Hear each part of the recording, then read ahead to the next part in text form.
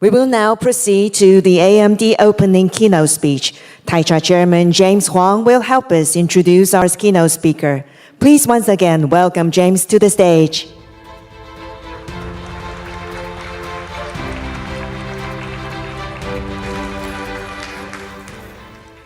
Now, the moment you have been waiting for. As Chair and CEO of AMD, Dr. Lisa Su has led the company's transformation into a powerhouse of high-performance computing. Under her visionary leadership, AMD has achieved remarkable success. Dr. Su was recently named the 2024 Chief Executive of the Year by Chief Executive Magazine. Recognized for her role in one of the most spectacular achievements in the technology sector, Dr. Su's influence extends beyond AMD. She has been a key advocate for the integration of AI across industries, emphasizing its transformative power. Her commitment to innovation and collaboration is evident in her leadership style, which focuses on the development of cutting-edge solutions while fostering an inclusive and forward-looking company culture. Now, on behalf of Computex, I'm very pleased to welcome our old friend, Lisa. But we are going to share a video from AMD first. AMD does more than advance AI.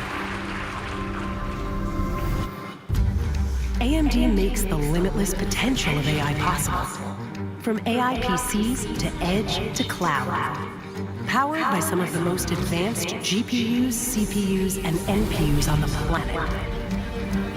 And enabled by an open software approach that's accessible to all. Together with our partners, AI from AMD helps make more imagination possible.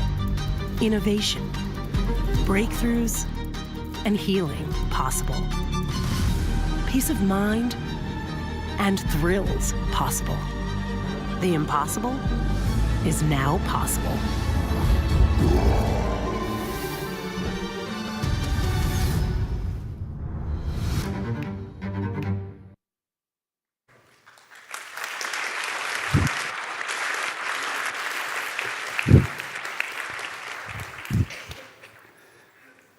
Ladies and gentlemen, please join me in welcoming Dr. Lisa Su, Chair and CEO of AMD.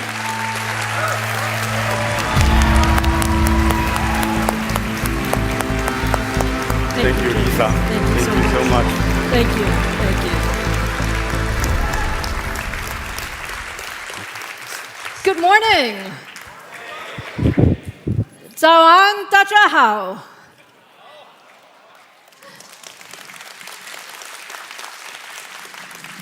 Thank you, James, for that very, very warm introduction, and welcome to everyone joining us today in Taipei and from around the world as we open Computex 2024. Every year, Computex is such an important event for our industry as we bring together all members of the ecosystem to share new products, to talk about new innovations, and really discuss the future of technology. But this year is even more special. With the rapid innovation around AI and all of the new technology everywhere, it is actually the biggest and the most important Computex ever, and I'm so honored to be here to open the show. Now, we have a lot of new products and news to share today, so let's just go ahead and get started. Now, at AMD, we're all about pushing the envelope in high performance and adaptive computing to help solve the world's most important challenges. From cloud and enterprise data centers to 5G networks to healthcare, industrial, automotive, PCs, gaming, and AI, AMD technology is everywhere, powering the lives of billions of people every day.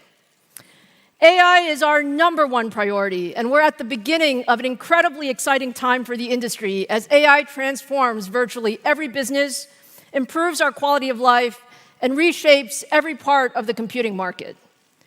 AMD is uniquely positioned to power the end-to-end infrastructure that will define the AI computing era, from massive cloud servers and enterprise clusters to the next generation of AI-enabled intelligent embedded devices and PCs.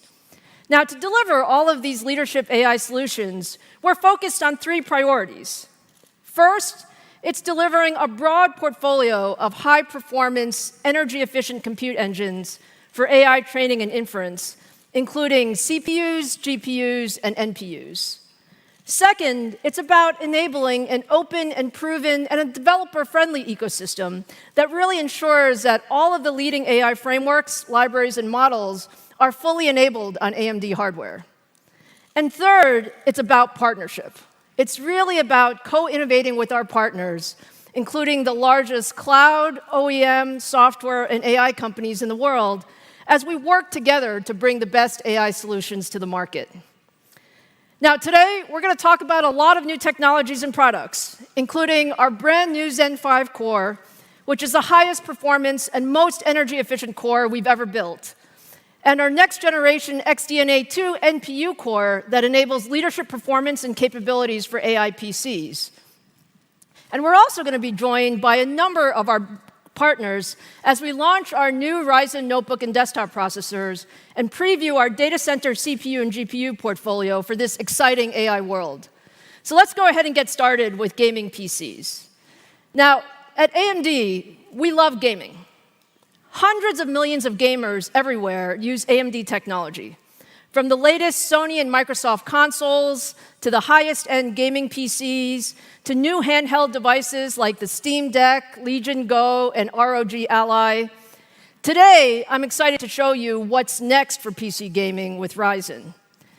Our new Ryzen 9000 CPUs are the world's fastest consumer PC processors, bringing our new Zen 5 core to the AM5 platform with support for the latest I/O and memory technologies, including PCIe 5 and DDR5. I'm happy to show you now our brand new Zen 5 core. Zen 5 is actually the next big step in high-performance CPUs.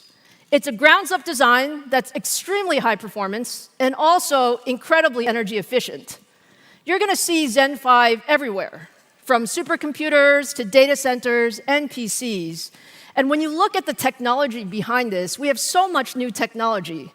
We have a new parallel dual pipeline front end, and what this does is it improves branch prediction accuracy and reduces latency. It also enables us to deliver much more performance for every clock cycle. We also designed Zen 5 with a wider CPU engine and instruction window to run more instructions in parallel for leadership compute throughput and efficiency. As a result, compared to Zen 4, we get double the instruction bandwidth, double the data bandwidth between the cache and floating point unit, and double the AI performance with full AVX 512 throughput. All of this comes together in the product in Ryzen 9000 series, and we're delivering an average of 16% higher IPC across a broad range of application benchmarks and games compared to Zen 4. So now, let me show you the top-of-the-line Ryzen 9 9950X for the very first time. There you go. We have 16 Zen 5 cores, 32 threads, up to 5.67 gigahertz boost, a large 80 megabyte cache at 170 watt TDP.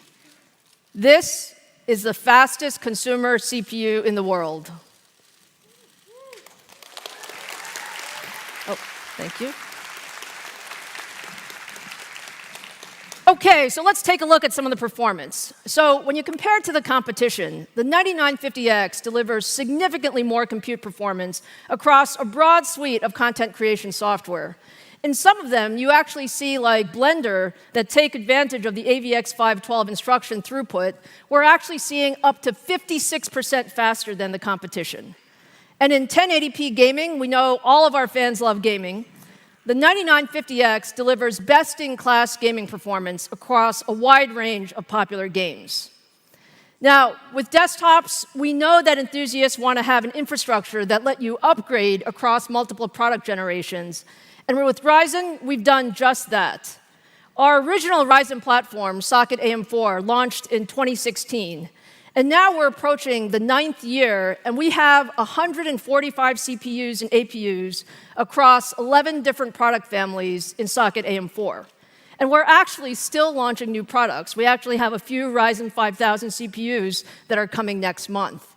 And we're taking this exact same strategy with Socket AM5, which we now plan on supporting through 2027 and beyond. So you're going to see AM5 processors from us for many, many years to come. Now, in addition to the top-of-the-stack Ryzen 9950X, we're also announcing the 12, 8, and 6-core versions that will bring the leadership performance of Zen 5 to mainstream price points, and all of these go on sale in July.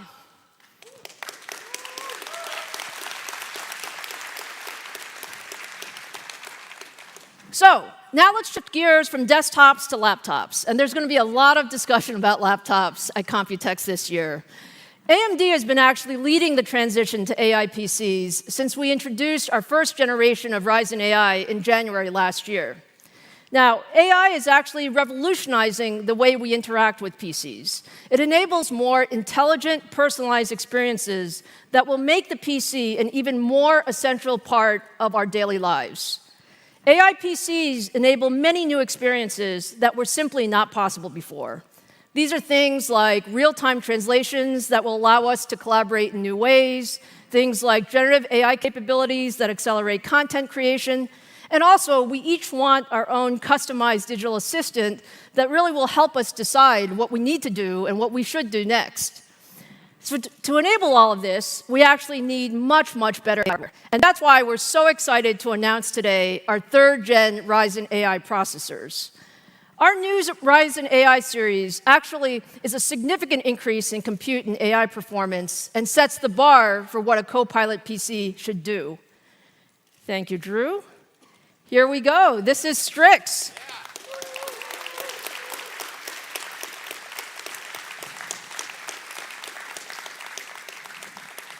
Strix is our next-generation processor for ultra-thin and premium notebooks, and it combines our new Zen 5 CPU, faster RDNA 3.5 graphics, and the new XDNA 2 NPU. Thank you. And when you look at what we have, it really is all of the best technology on one chip. We have a new NPU that delivers an industry-leading 50 TOPS. We're going to talk about TOPS a lot today, 50 TOPS of compute that can power new AI experiences at very low power. We have our new Zen 5 core that enables all of the compute performance for ultra-thin notebooks. And we have faster RDNA 3.5 graphics that really brings the best-in-class application acceleration as well as console-level gaming to notebooks. Now, we have a couple of SKUs. The flagship Ryzen 9 HX370 has 12 Zen 5 cores, 24 threads, 36 megabytes of cache, the industry's most integrated NPU, and our latest RDNA graphics. Strix is simply the best mobile CPU. So let me talk a little bit about what's special in this new NPU. NPUs are really new, and they're really there for all of these AI applications and workloads. Now, compared to our prior generation, XDNA 2 features a large array of 32 AI tiles with double the multitasking performance. It's also an extremely efficient architecture that delivers up to 2 times better energy efficiency of our prior generation when running Gen AI workloads. And if you look at the performance of Strix compared to other chips in the market, and there are a lot of chips that are coming out with new NPUs, XDNA delivers the highest performance, leadership 50 TOPS of Int8 AI performance.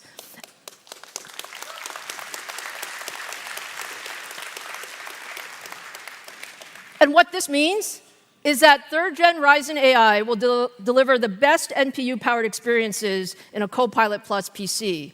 But let me just go a little bit deeper so you understand the technology. You know, every NPU is actually not the same when it comes to generative AI capabilities. Different NPUs actually support different data types, and that says something about the accuracy and the performance of the devices. So for generative AI, 16-bit floating-point data types are great for accuracy, but they actually sacrifice performance. And the current standard for NPUs is actually 8-bit integer data types. They prioritize performance, but they sacrifice accuracy.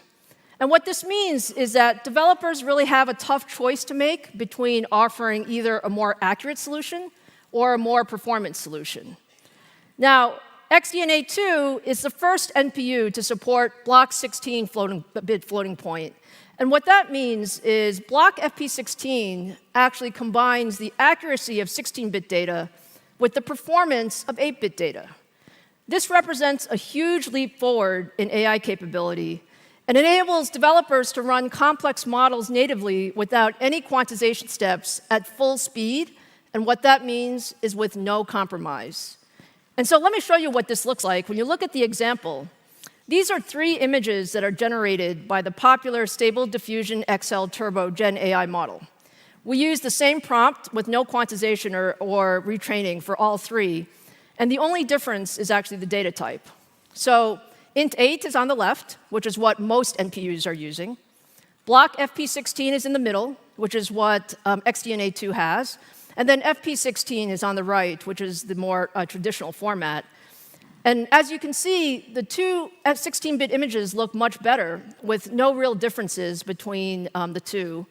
And it is only because our NPU supports that block FP16 that Ryzen AI is capable of generating the significantly better images in the same time that it takes to generate the lower quality int8 images.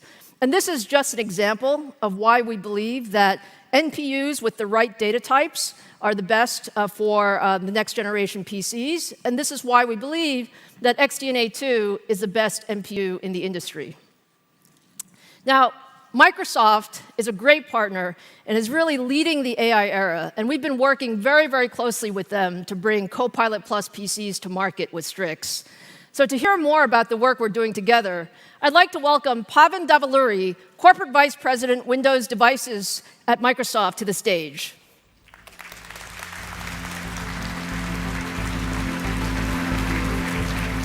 Lisa, Hey. it's a pleasure. Pavan, so wonderful to see you. Thank you so much for joining me here in Taipei. Absolutely. You know, I know it's been a super busy time for you guys. So much is going on. Can you tell us a little bit about what's been going on? Thank you, Lisa, for having us here today. It is an honor to be here at Computex with all of you. It has been a really busy couple of weeks for us here at Microsoft. We announced a new category of PCs built for AI, the Copilot Plus PCs. To realize the full power of AI in a PC, we re-engineered the entire system from chip through every layer of Windows. These are the fastest, most performant, most intelligent PCs.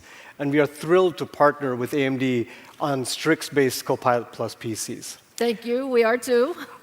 Lisa, I truly believe we're at an inflection point here where AI is making computing radically more intelligent and personal.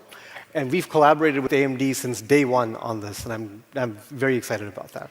Look, Pavan, there's no question Microsoft and you and your team have really led this whole AI PC era.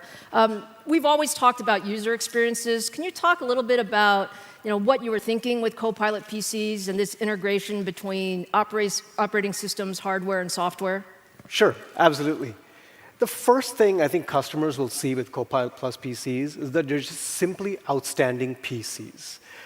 These devices will have leading performance and best-in-class battery life, and every app will work great on these machines. Now, for those next-gen AI experiences, how about we just take a look, Lisa? Sounds good.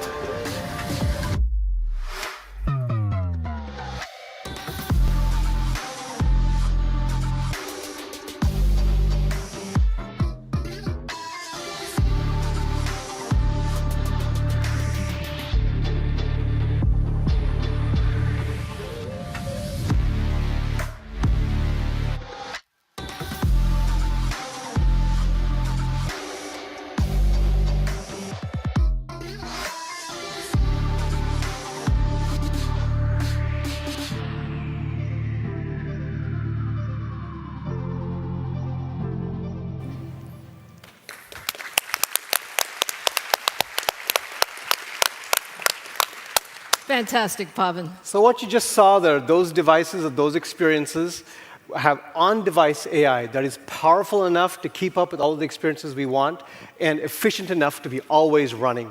For example, you just saw Recall that helps users instantly find anything on their PC, and that's only possible because we can semantically index content in the background, which requires always-on high-performance AI. Co-Creator lets you generate high-quality images by drawing in Paint, and we can do that with fast on-device image generation. We have live captions, which will translate your audio in real time on a PC, switching automatically between languages, in fact. But I truly think what you just saw, Lisa, is just the beginning. We built this thing called the Windows Copilot Runtime, which is effectively our library of APIs to let developers access new AI capabilities built into Windows. And those capabilities are also backed by Microsoft's responsibilities around responsible AI. And I truly think we are going to be blown away by what partners build, in addition to what Microsoft and AMD is bringing. I completely agree. I think this is really bringing the entire ecosystem together. And one of the things, Pavan, that you and I have talked a lot about is the importance of the hardware. And it's all about how do we give you enough power such that you can run these Copilot Plus PCs. So can you talk a little bit about your vision there? Sure, absolutely. With Copilot Plus PCs, we want to make it possible to deliver these next-gen AI experiences by using on-device capabilities and do that in concert with the cloud. On-device AI really for us means faster response times, better privacy, lower costs. But that means running models that have billions of parameters in them on PC hardware.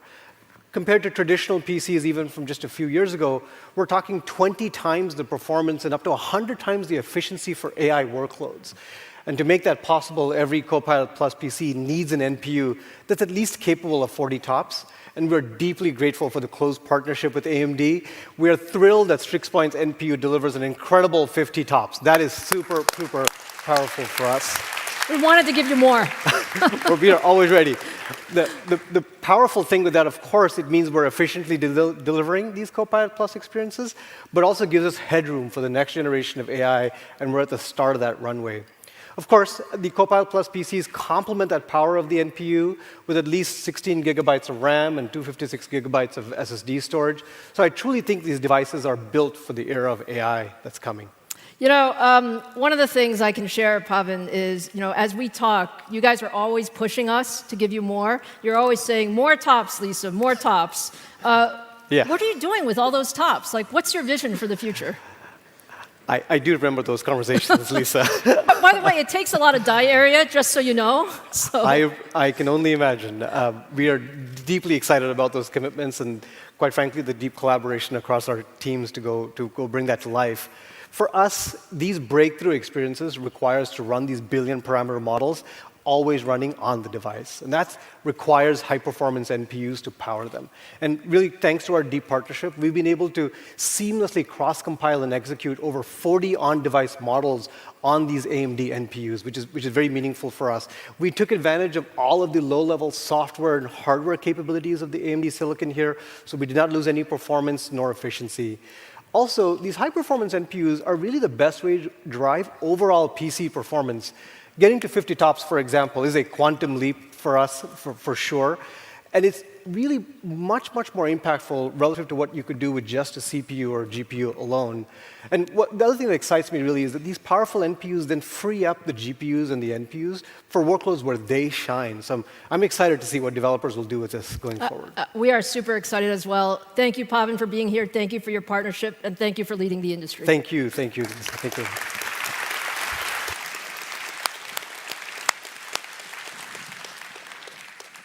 So, in addition to Microsoft, we're also working with all of the leading software developers, including Adobe, Epic Games, SolidWorks, Sony, Zoom, and many others, to accelerate the adoption of AI-enabled PC apps.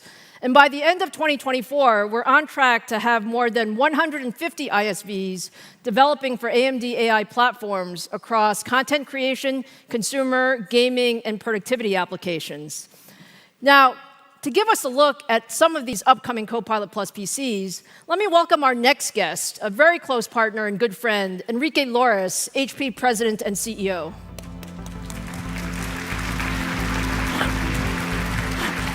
hello, hello. Enrique, thank you so much for being here. It's always fun to talk about what's next with our teams have been working on. Actually, thank you for having me here, and congratulations for all the announcements you have made today. There's a lot more to come. Now, look, Enrique, you and I have talked a lot about the intersection of AI and hybrid work in recent months. What are you seeing in the industry?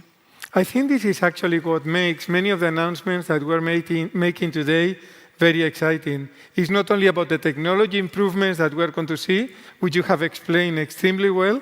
It's about how they are going to be helping employees and companies to meet their goals. What we see today is a significant tension between all of us as companies that want to continue to improve the productivity of our teams and our teams that are looking for increased flexibility, the ability to meet their personal and private goals. And we think that technology and AI can really help to close that bridge because it can help to improve productivity and at the same time give the flexibility that our teams are looking for. And we look at AI PCs as the first instantiation of this change. They will be enabling to increase productivity. We are going to talk about some of the new functionalities, and you're going to see how unbelievable they are. But at the same time, make sure that employees can deliver on the goals and meet their productivity goals. Yeah, and we've talked a lot about how, in this, hybrid world, people are really wanting all of these different features. Can you talk a little bit about that? I think what I've learned in the last years is that what is really critical for all of us that develop the systems that our teams are going to be using is that we co-engineer the solution. It is not anymore about someone developing the software, someone developing the operating system, someone developing the chips, someone developing the hardware. We need to understand what experience we are building and deliver that experience together. And this is something that we started a few years ago, and the teams have been learning how to make that happen and how to co-engineer these solutions. And all the products that we have introduced during the last year, especially, for example, a product we introduced 2 weeks ago, the Pavilion Aero, show that. And this is going to be even more important as we show the new AI PCs that we are going to be bringing to market. Because we have made an effort to integrate the new processors, the new chips, into the solutions that we are going to be bringing together. And we are incredibly excited about the new family of products we will be launching in a few weeks. So because I think you have something to show us. Is that right, Enrique? I hope so. And this is actually the new generation. Since we have done together, we can show it together. That's wonderful.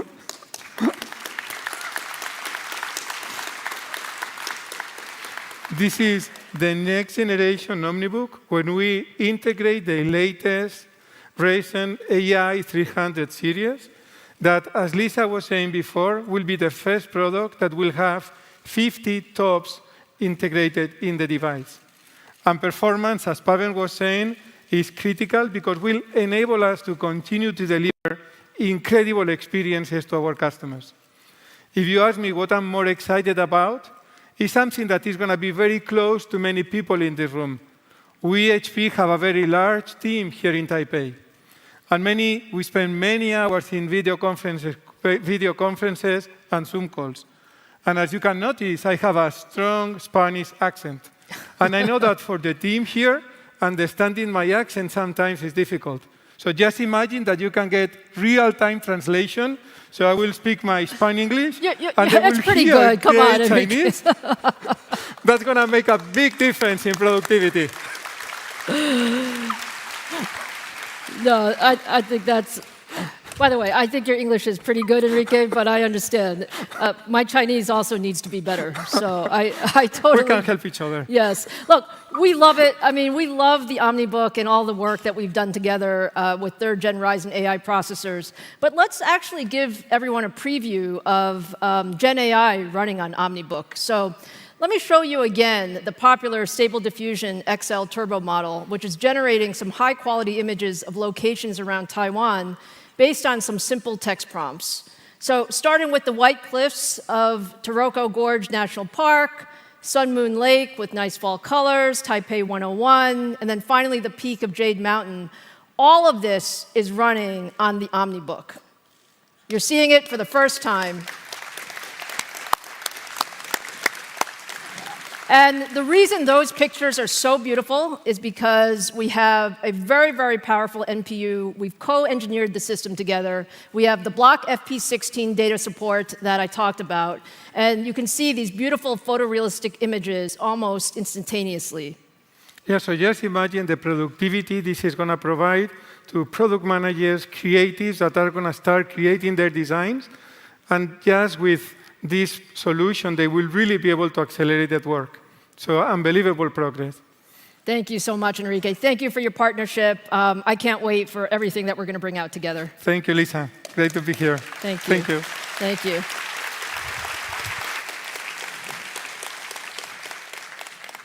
So I showed you earlier that third-gen Ryzen AI has the most powerful NPU, but you also need a high-performance CPU and GPU to deliver the best PC experiences possible. So let's take a look at some of that other performance. When we compare Ryzen AI 300 series to all of the latest x86 and ARM CPUs from our competitors, you can see why we say Strix is really the best notebook CPU in the market. Whether you're looking at single-threaded responsiveness, productivity applications, content creation, or multitasking, third-gen Ryzen AI processors deliver significantly more performance, many times often beating the competition by a large double-digit percentage across a broad range of use cases. Now, let's welcome another one of AMD's closest partners in the development of Copilot+ PCs. Let's welcome Luca Rossi, president of Lenovo Intelligent Devices Group. Hey, Luca. Good morning, Lisa. Wonderful to see you, Luca. Thank you so much for joining us today. We so appreciate the partnership, and Lenovo and AMD are doing so much together. Yeah, so thanks for having me, Lisa.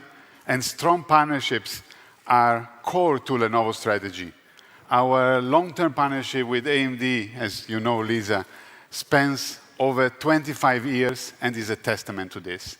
Together, I think we have driven incredible innovations across PCs, mobile gaming, servers, tablets, edge computing. And for example, our ThinkStation P620 was the first Threadripper Pro workstation to deliver unprecedented performance and flexibility to power AI renderings and workflows. Beyond hardware, the Lenovo AI Engine Plus software uses machine learning in our Legion gaming laptops, integrates with AMD Ryzen processors to dynamically adjust settings and tailor for epic gaming experiences at the highest performance. Our AMD-powered devices, ThinkPad, ThinkBoot, Yoga, Legion, are all well equipped to handle AI applications, accelerate video editing, enhance 3D rendering, and elevate gaming to new heights. So, Lisa, we are very excited for all the innovation that AMD is introducing, and Lenovo definitely will be a great partner to deliver them to the global markets. We can do this because of our global scale, top-notch engineering and design, and then the operational excellence as the world #1 PC maker, Lisa. Thank you so much, Luca.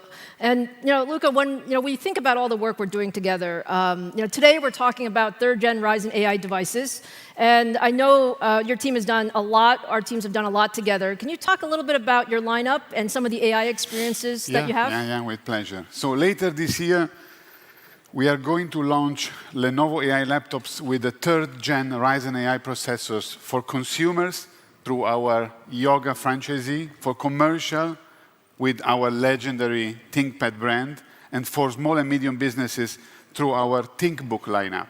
And no matter if you are a creator, an enterprise professional, or a startup entrepreneur, Lenovo will have the perfect Copilot Plus laptop with third-gen Ryzen AI, and congratulations, operating at the industry-leading over 50 TOPS. Congratulations for that, Lisa. Thank you. So we'll have also some exclusive Lenovo AI experiences coming to the market this year.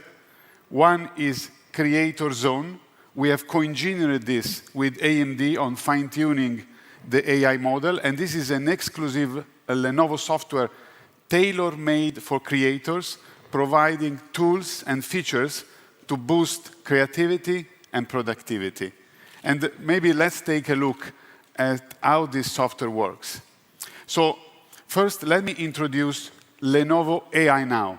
That's our native language agent that runs locally on the device.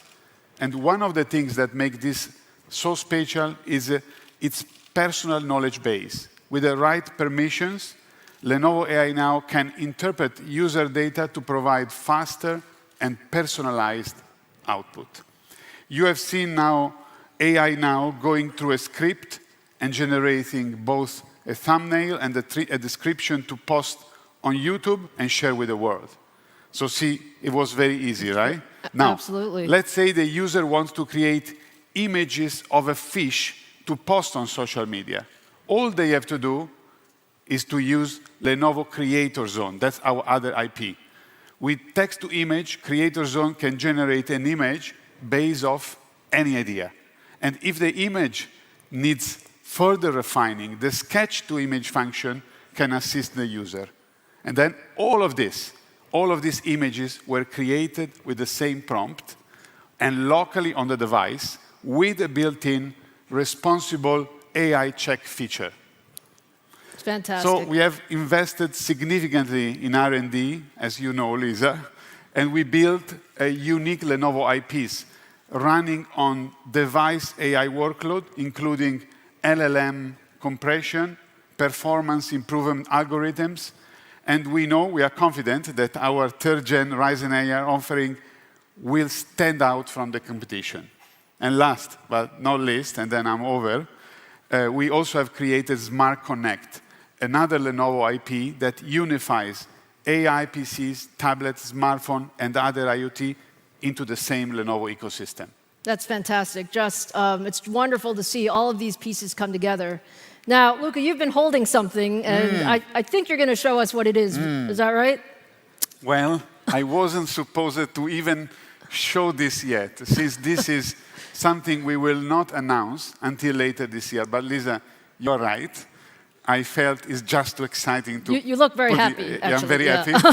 So straight from our R&D lab, this is the first ever sneak peek at our new Yoga laptop powered by third-gen Ryzen AI. That's beautiful.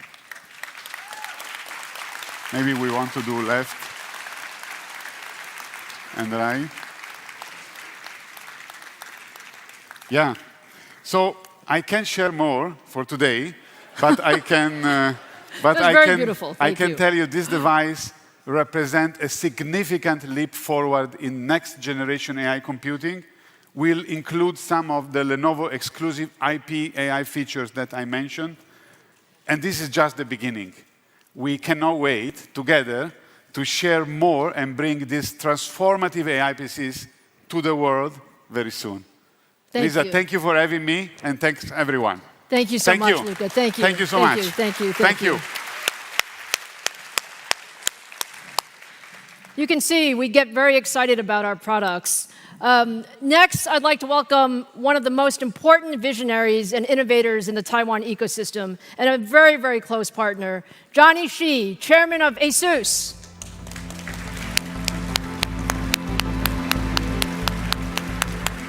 Hi, Lisa. Johnny, thank you. Thank you so much for being here. Thank you, Lisa. Yeah, I think it's really my great honor to join you on stage, especially since you are now a legend of the computing industry and the pride of Taiwan. Thank you. Thank you. Thank you. Thank you. Johnny, you are actually a true visionary. I think we all have so much respect for you. You've shaped this industry for so many years. Can you just tell me a little bit about how the landscape of computing is changing, and how do you see AI? Yes, Lisa. AI PC will be one of the most disruptive innovations of our lifetime. The ubiquitous AI era is the mega paradigm shift that we have long envisioned at ASUS. And I'm so overjoyed that it's finally becoming a reality. The world will be full of AI brains that come in different forms and sizes, including super, like the 1.8 trillion parameters with MOE. Big, medium, small, and even tiny, like less than 1 billion parameters. From the cloud to the edge to PCs and devices like phones and robots. AI PC will play a extremely critical role in this new distributed hybrid AI ecosystem. Imagine an AI PC with small language model types of AI brains capable of acting as a personal agent who can understand and help you with your personal needs, preferences, and even work while complementing the super brain in the cloud with local advantages of local latency, high security, and personalization. All the while, uploading the cloud computing needs, especially for inferencing. Isn't it incredible?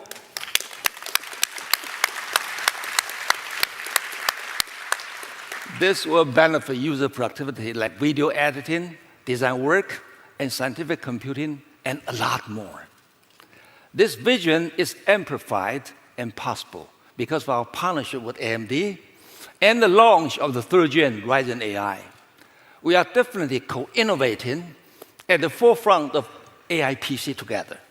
It is so inspiring, Johnny, to hear you talk with such passion. I think we all can feel your passion going forward. So can you tell us a little bit about your new portfolio of AI PCs with third-gen Ryzen AI? Of course, Lisa. I think later today at 4 p.m. will be cutting-edge AI PCs across our portfolio with brand new ZenBook, ProArt, VivoBook, Asus TUF, and ROG laptops, powered by the third-gen AMD Ryzen AI processors. These new lineups are equipped with the world's most powerful NPU with 50 TOPS and the superior AMD Zen 5 architecture that leads the industry in compute and AI performance. The third-gen Ryzen AI processor is the catalyst to bring in personalized computing to everyone, from content creators to gamers and business professionals, and empowering them like never before. This advancement gives the new ZenBook higher AI performance than MacBook, while making it thinner and lighter as well. Asus is so proud and honored to be the first OEM partner to make the third-gen Ryzen AI systems available to consumers. It will be ready for purchase in July. Isn't that incredible? Thank you. These are super beautiful systems, Johnny. And you know, it's also about the experiences. And I know that Asus has also done a lot to create some new experiences for content creation and creativity. Can you tell us a little bit about that? Sure. We have been working closely with AMD to integrate and optimize the incredible power of Ryzen AI processors on our Asus Copilot Plus PC lineups. This enables us to create exclusive and unprecedented AI apps to empower users to be more efficient and creative than ever before. A great example is one of our recently launched AI apps called StoryCube. Content creators who use multiple devices will love it. StoryCube is an AI-powered digital asset management app designed to provide you with a seamless and efficient file organizing experience. It can act as a handy assistant by automatically identifying your loved one's faces and even detecting and sorting your media into various scenes, such as scenic road trips, skiing adventures, or adorable puppy moments. With the 50 TOPS capability of the Ryzen AI NPU, StoryCube can drastically shorten AI categorization time from the tens of seconds running only on a CPU to just the blink of an eye. Thank you. You know, Johnny, look, it's really exciting what we're doing on AI PCs. But AMD and ASUS have also had a very long history of partnering across motherboards, graphics cards, and embedded systems. And as we go forward, can you comment about some of that going forward? Sure. It has been a great history together, creating incredible products like the original Crosshair motherboard. ASUS was even the first to push Ryzen gaming system, which received an incredible response from users. Last year, ASUS introduced the first ROG Ally handheld device, which also adopted the AMD Z1 Extreme chip. We have solid leadership in the AMD Ryzen 9 segment with 60% market share. And we are excited about expanding our partnership to offer AI solutions for specific industries like healthcare, education, and smart cities, with the goal of revolutionizing these sectors with powerful on-device AI applications. That's why we are so excited to work together in the next-gen AI PC space by combining cutting-edge AI AMD hardware like Ryzen processors and ASUS software expertise rooted in our design thinking philosophy. We are pushing the boundaries of AI PC innovation and delivering truly groundbreaking AI experience to users. Johnny, all I can say is you are an inspiration to us all. Thank you so much for everything that you've done for our industry, and thank you for your partnership with AMD. Thank you for a great partnership. Thank you very much. Thank you. Thank you.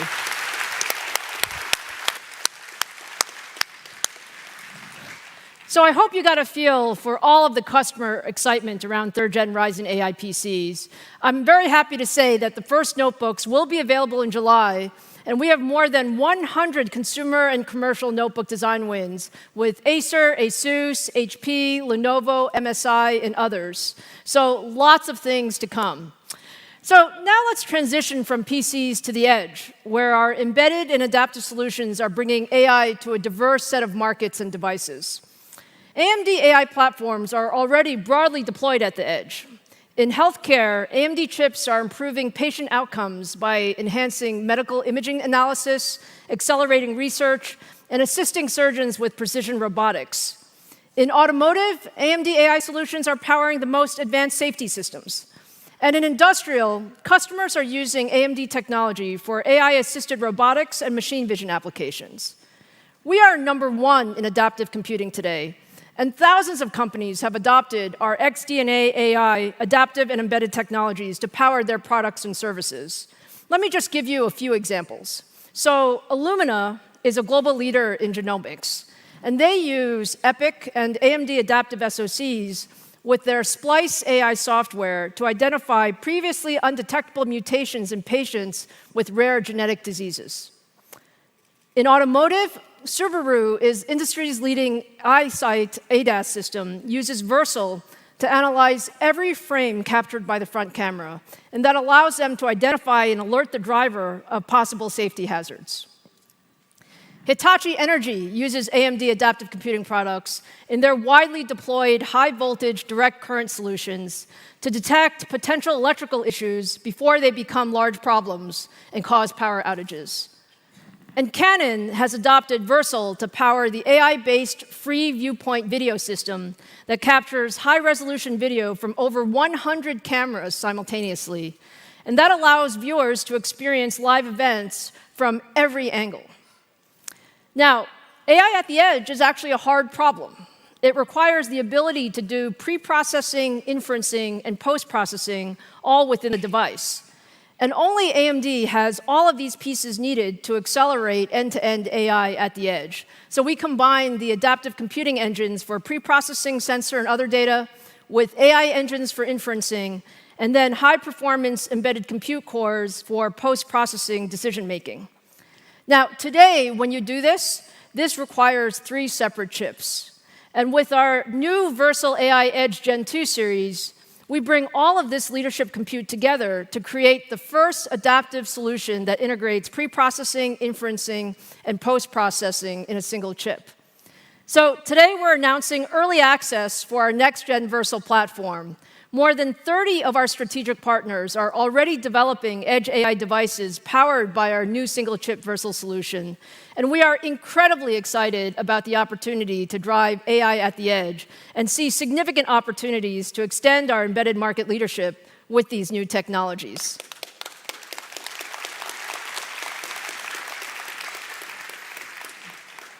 OK, now let's turn to the data center. We've built the industry's broadest portfolio of high-performance CPU, GPU, and networking products.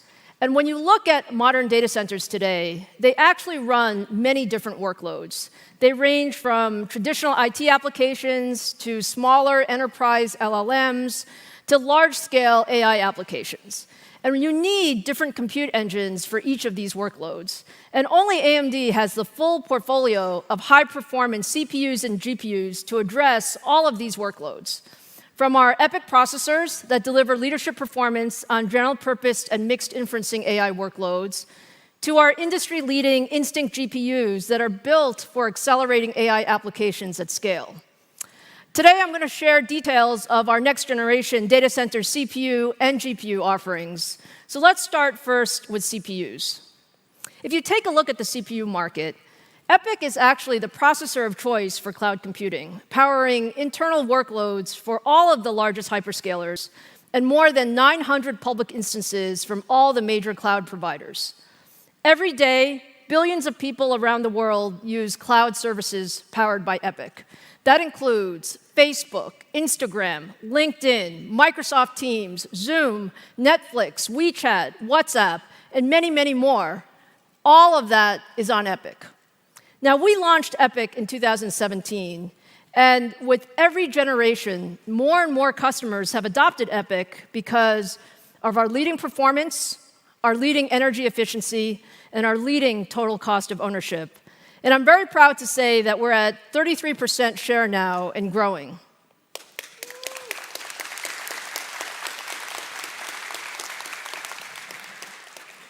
Now, when you look at today's data centers, most data centers are actually powered by processors that are more than 5 years old.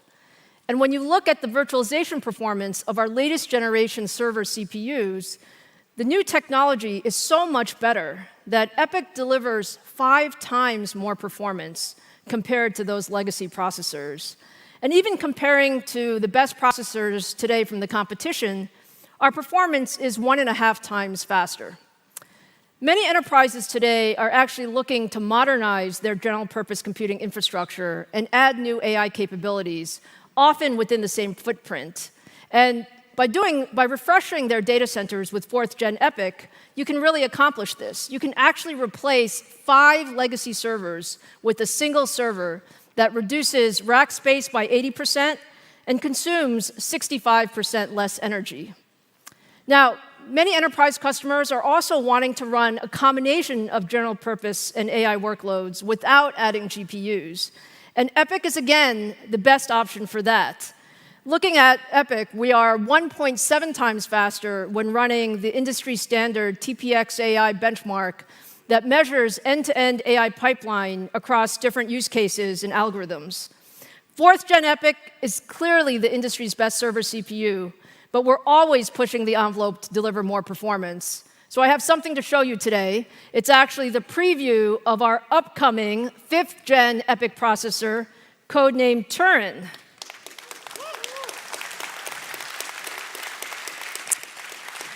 So please take a look at Turin for the very first time.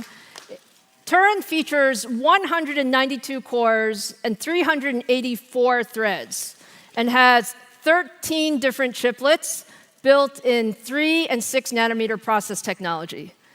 There's a lot of technology on Turin. It supports all of the latest memory and I/O standards and is a drop-in replacement for our existing 4th-gen EPYC platforms. Thank you, Drew. Turin will extend EPYC's leadership in general-purpose and high-performance computing workloads. So let's take a look at some of that performance. NAMD is a very compute-intensive scientific software that simulates complex molecular systems and structures. When simulating a 20 million atom model, a 128-core version of Turin is more than 3 times faster than the competition's best, enabling researchers to more quickly complete models that can lead to breakthroughs in drug research, material science, and other fields. Now, Turin also excels at AI inferencing performance when running smaller large language models. So I want to show you a demo here. Now, what this demo compares is the performance of Turin when running a typical enterprise deployment of Llama 2 virtual assistants with a minimum guaranteed latency to ensure a high-quality user experience. Both servers begin by loading multiple Llama 2 instances, with each assistant being asked to summarize an uploaded document. Right away, you can see that the Turin server on the right is adding double the number of sessions in the same amount of time while responding to user requests significantly faster than the competition. And while the other server reaches a maximum number of sessions, you'll see it stop soon, it basically can't support the latency requirements anymore. Turin continues scaling and delivers a sustained throughput of nearly 4 times more tokens per second. And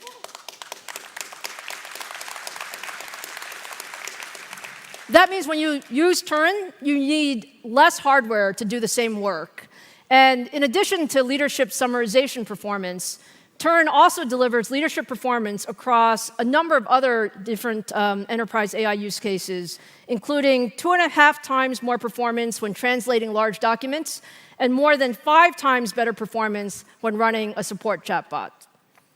Our customers are super excited about Turin, and I know many of our partners are actually here in the audience today. And I want to say we're on track to launch in the second half of this year.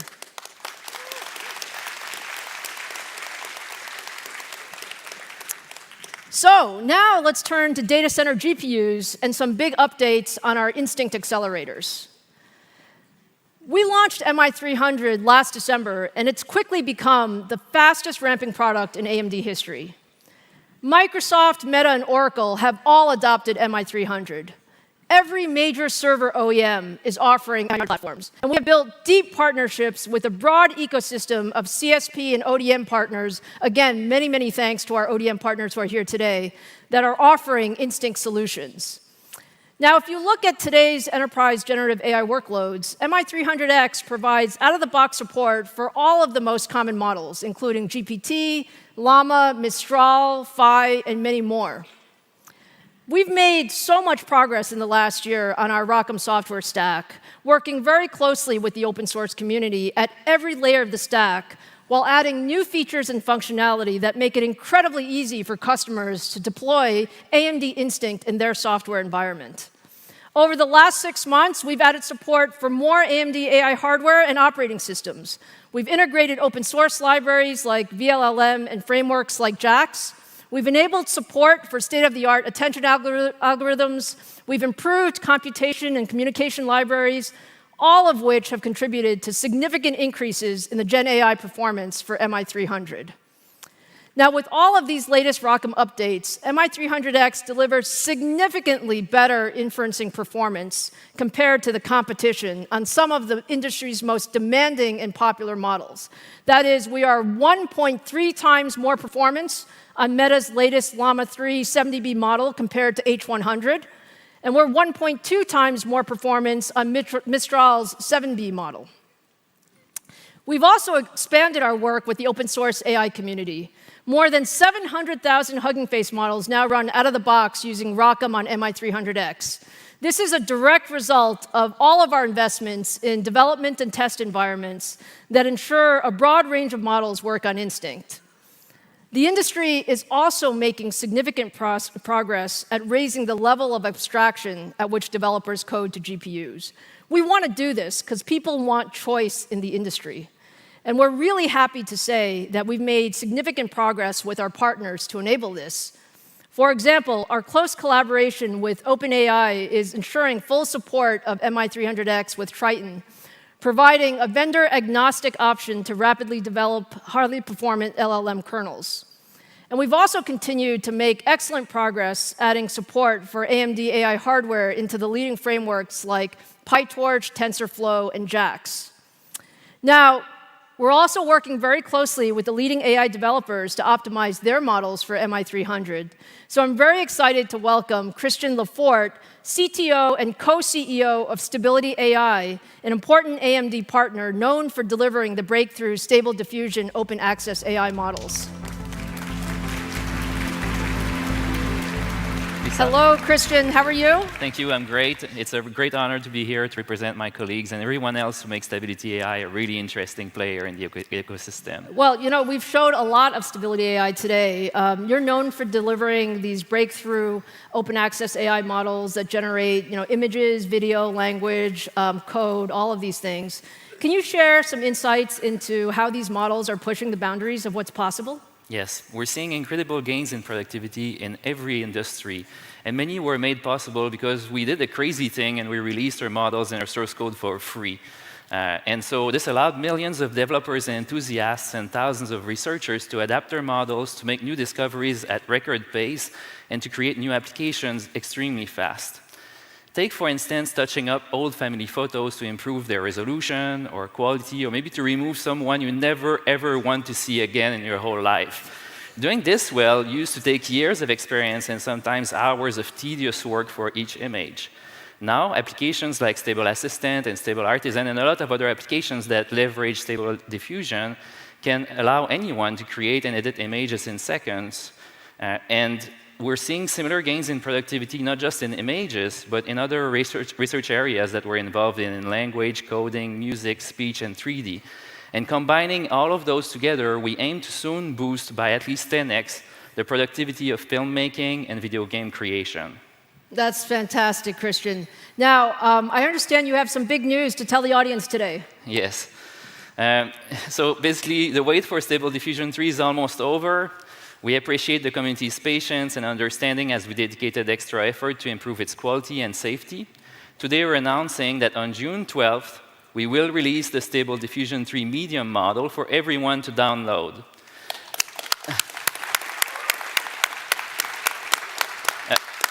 A lot of work went into this, and we're really excited to see what the community will end up doing with this. One thing that is maybe not obvious to non-technical people is that, it used to be that the frontier of research led to basically these models like Stable Diffusion. But nowadays, what's happening is that there's a new, it's like a natural evolution, basically. These models are getting combined together in all kinds of novel ways. And by releasing them openly, we basically allow millions of people to help discover the best way to bring those together and unlock new use cases. So this SD3 medium, it's an optimized version of SD3 that achieves unprecedented visual quality and that the community will be able to improve for their own specific needs to help us discover the next frontier of generative AI. It will, of course, run super fast on the MI300. And it's also compact enough to run on the Ryzen AI laptops that you've just announced. So here's an image produced with Stable Diffusion 3. We challenged it to basically illustrate the famous Taiwan night markets, what it looks like. It looks very nice, Christian. Yes, thank you. It looks very nice. So if you look really, really closely, you'll notice it's not quite photorealistic, but I think it captured really well the different elements of the text prompt. And it's especially impressive when you think that it was generated so much faster than actually typing this long text prompt. So it captured the pedestrians that are walking, the street that is made of stones, the fact that it is during the night, there's the trees and so on. So basically, SD3 is able to do this using a bunch of new innovations, including the multimodal diffusion transformer architecture that allow it to understand visual concepts and text prompts far better than previous models. It supports both simple prompts, so you don't need to become an expert at these, but you can also use much more complex ones, and it will try to bring together all of the different elements of it. And SD3 excels at all kinds of artistic styles and photorealism. So here's an example that is actually a really challenging example, and we're comparing it with our previous version model, Stable Diffusion XL, that we released less than a year ago. It's especially challenging because it involves hands that are notoriously hard for these models to replicate. It involves these repeating patterns like the strings in the guitar and the frets. And these are all really, really challenging for these models to understand and draw accurately. So notice how SD3 generated more realistic details like the shape of the guitar and the hands. And if you look really, really closely, you may notice that there are a few imperfections here and there. So it's still not quite perfect, but it's a big improvement over the previous generation. No, it's fantastic, Christian. And I know that your team's been working a lot on SD3. What's your experience been like with MI300? It's wonderful. 192 gigabytes of HBM, that's really a game changer. Like having more memory basically is often like, that's the way that we can basically unlock new models, and it's often like the #1 factor that will help us to train bigger models faster and more efficiently. And I'll give an example that we've actually just encountered in collaborating with AMD. So we have this creative upscaler feature in our API. And basically the way it works is that it can take an old photo, an old image that is less than 1 megapixel, and really blow out the resolution and improve the quality at the same time. So this creative upscaler, we were happy when we were able to reach 30 megapixels on the H100, the NVIDIA H100. But once we basically ported our code over to the MI300, which by the way was pretty much no effort, we were able to reach 100 megapixels. And content creators, they always want more pixels. So this makes a huge difference. And the fact that we didn't have to really make any effort to actually achieve this, it's a big step up. So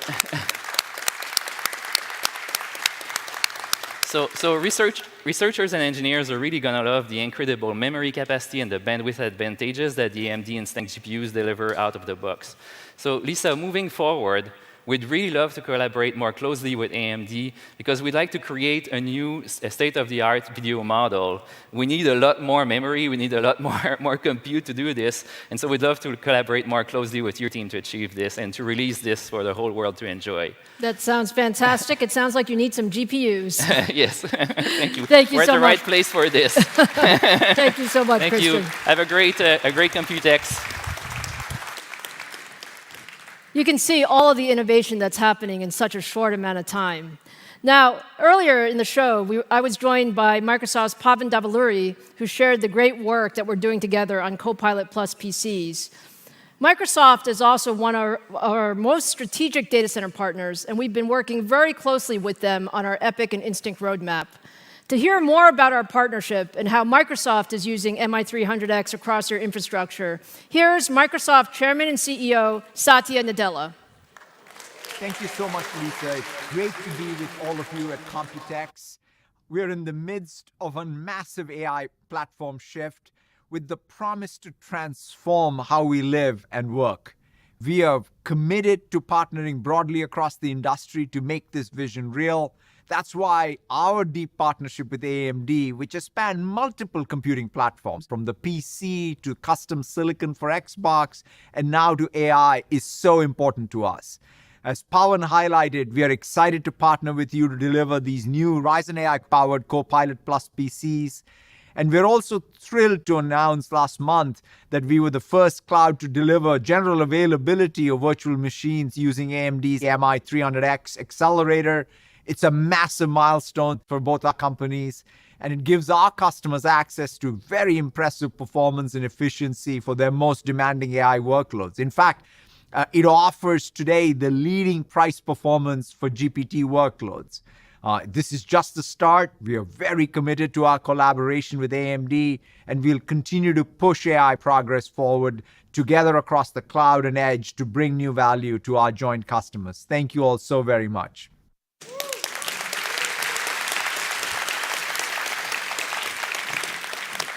Thank you so much, Satya. We're so proud of our work with Microsoft. And as you heard from Satya, MI300 delivers the best price performance today for GPT-4 workloads and is being deployed broadly across Microsoft's AI compute infrastructure. Now, let me show you one more example of MI300 being used to power OpenAI's Wanderlust travel assistant built on GPT-4. So again, let's start by letting the tool know that we're interested in Taiwan and that we're going to be attending Computex. And you might ask something about, who's the opening keynote?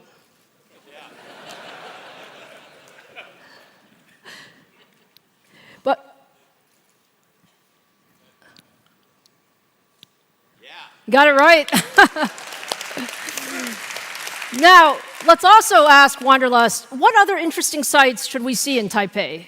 And you can see almost instantly we get lots of options of things to do near the convention center.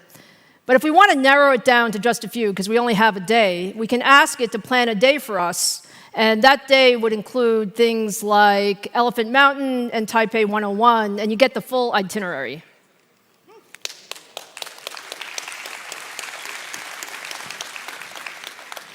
I think it just gives you an example of the power of AI. I mean, Wanderlust on MI300 looks wonderful, but it really shows the power of these assistive agents and how easily it is for developers to seamlessly integrate Gen AI models into their applications so that we can make AI extremely helpful for all of us. Now, the customer response to MI300 has been overwhelmingly positive, and it's just so clear that the demand for AI is just accelerating so much going forward. We're really just at the beginning of a decade-long megacycle for AI. And to address this incredible demand, I have a very exciting roadmap to show you. We launched MI300X last year with leadership inference performance, memory size, and compute capabilities. And we have now expanded our roadmap so it's on an annual cadence. That means a new product family every year. Later this year, we plan to launch MI325X with faster and more memory, followed by our MI350 series in 2025 that will use our new CDNA4 architecture.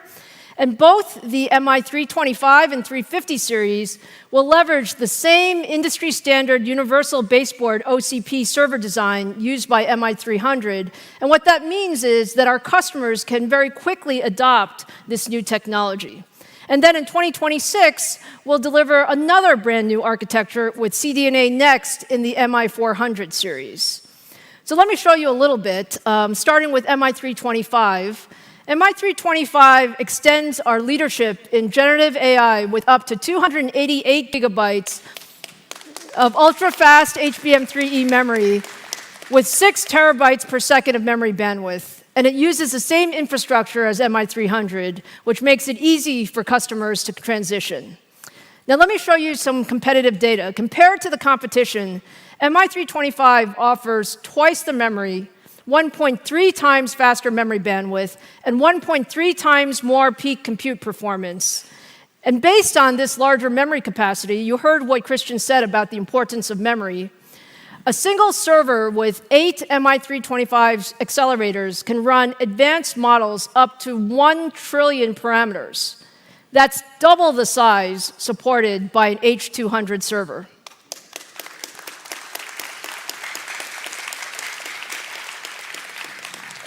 And then moving into 2025, we'll introduce our CDNA4 architecture, which will deliver the biggest generational leap in AI performance in our history. The MI350 series will be built with advanced 3-nanometer process technology and supports for FP4 and FP6 data types, and will again drop into the same infrastructure as MI300 and MI325. We are super excited about the AI performance of CDNA4. So if you just take a look at that history, when we launched CDNA3, we were 8 times more AI performance compared to our prior generation. And with CDNA4, we're on track to deliver 35 times increase. That's 35 times increase in performance compared to CDNA3.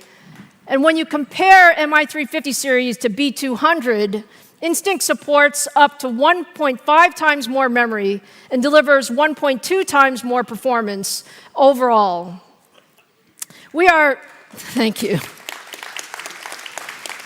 We are very excited about our multi-year Instinct and ROCm roadmaps, and I can't wait to bring all of this new performance to our AI customers.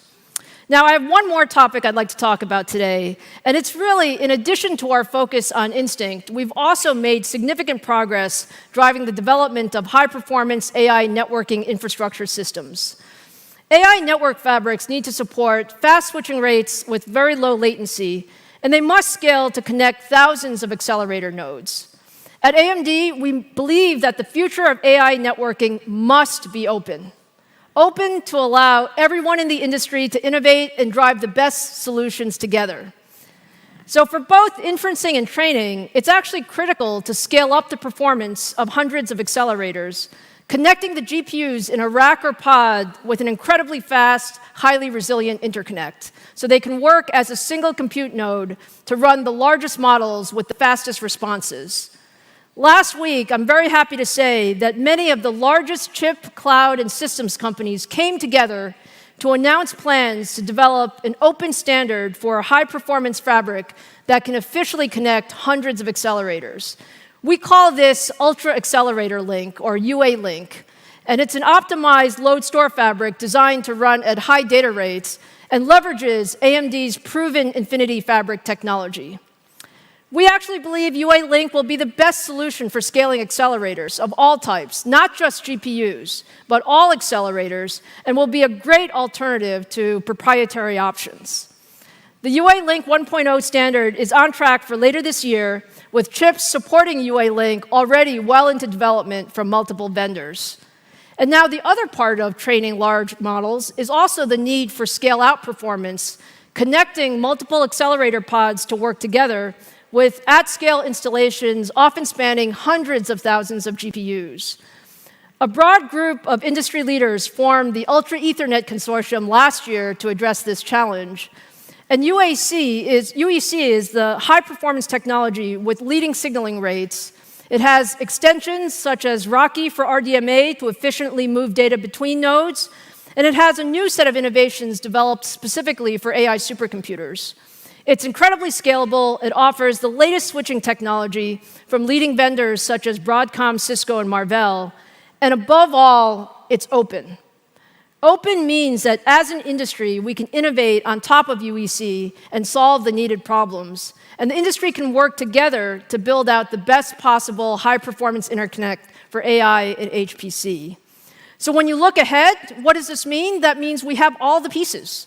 We have UA Link and Ultra Ethernet, and now we have the complete networking solution for highly performant, highly interoperable, and highly resilient AI data centers that can run the most advanced frontier models. So I hope you can see now that AMD is the only company that can deliver the full set of CPU, GPU, and networking solutions to address all of the needs of the modern data center. And we have accelerated our roadmaps to deliver even more innovation across both our Instinct and EPYC portfolios, while also working with an open ecosystem of other leaders to deliver industry-leading networking solutions. Now, it's been a wonderful morning. We have so much that we talked about, so let me just wrap things up. We showed you a lot of new products today, from our latest Ryzen 9000 desktops and third-gen Ryzen AI notebook processors with leadership compute and AI performance, to our single-chip Versal Gen 2 series that will bring more AI capabilities to the edge, to our next-generation Turin processors that extend the leadership and efficiency of our EPYC portfolio, and our expanded set of Instinct accelerators that will deliver an annual cadence of higher performance. And what I can say is this is an incredible time to be in the technology industry. It's an incredible pace of innovation. And I couldn't be more excited about all of the work that we're going to do together in high performance and AI computing as an industry. So a very, very special thank you to all of our partners who joined us today: Microsoft, HP, ASUS, Lenovo, and Stability.ai. And especially thank you for all of our partners here in Taiwan and around the world. Thank you for being such a great audience, and have a great Computex 2024. Thank you. Thank you.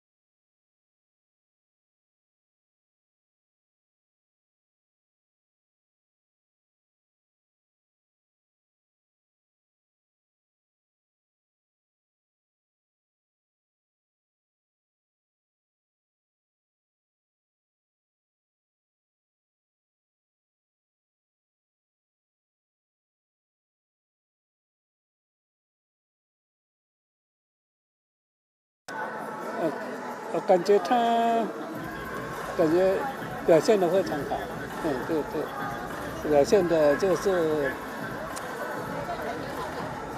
他平常就在这方面，他有他的最新的想法，所以他现在是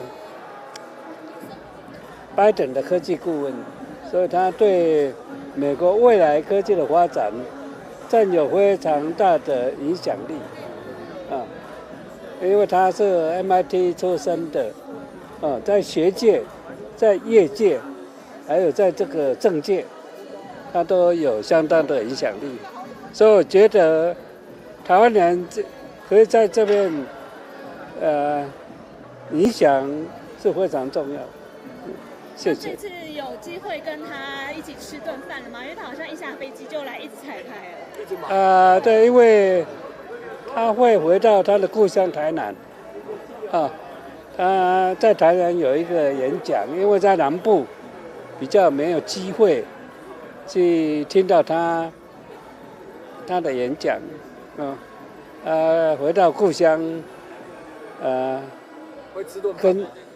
会跟我们的家族在一起，大家都非常期待见到他。他上次回台南是什么时候？对。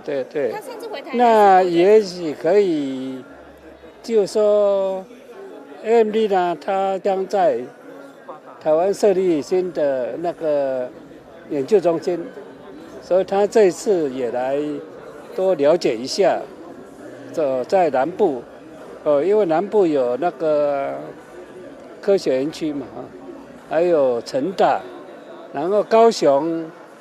以后那个交大、清华都会在高雄设立分校，所以说不定可以帮助在南部科技界的发展，我觉得相当有意义呀。谢谢大家。你知道吗？就是7号跟那个 ASR 的那个陈俊。那个是6月7号在台南。大概有一个500人的演讲会。那他这是多久没有回台南了？他很久，他都是匆匆忙忙，最主要是在疫情的，因为他接 AMD 完了以后，他就花了很多时间在重整这个 AMD。那现在基本上第一个阶段，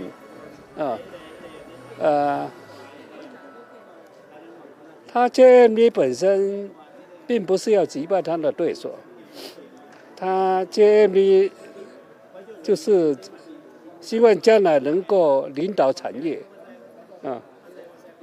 台湾是一个非常重要科技界非常重要的，所以把最好的东西呢带回他的故乡台湾，觉得相当有意义。谢谢。谢谢爸爸。想问一下，你们今天亲友团有多少人一起来听？你们的亲友亲戚有多少人啊？10个。超过10几个人。超过10几个人。对。差不多20。那就差不多20个亲友团特别来听。对，加油！台南上来的吗？台南上来的。台南上来的朋友。对，也有超过20个亲友团。对。好，对。好，谢谢苏爸爸。谢谢。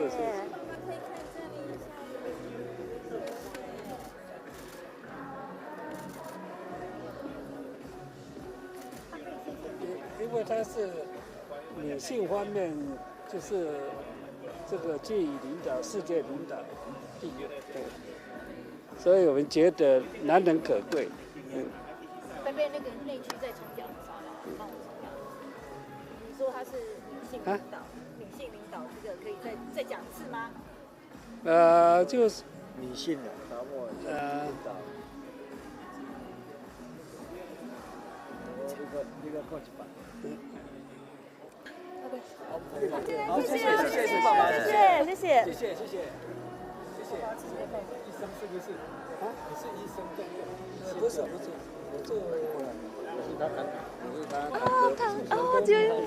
是。院长你好。上次那个新闻是华的。我在台北，我在新店台南。谢谢您，谢谢。领事之前有跟我们有那个有联络过。哦，对对对，谢谢。如果可以的话，我有这次台南400会有一个家宴。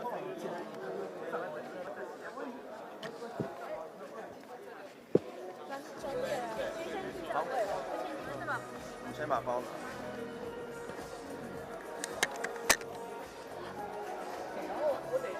要死！然后你再。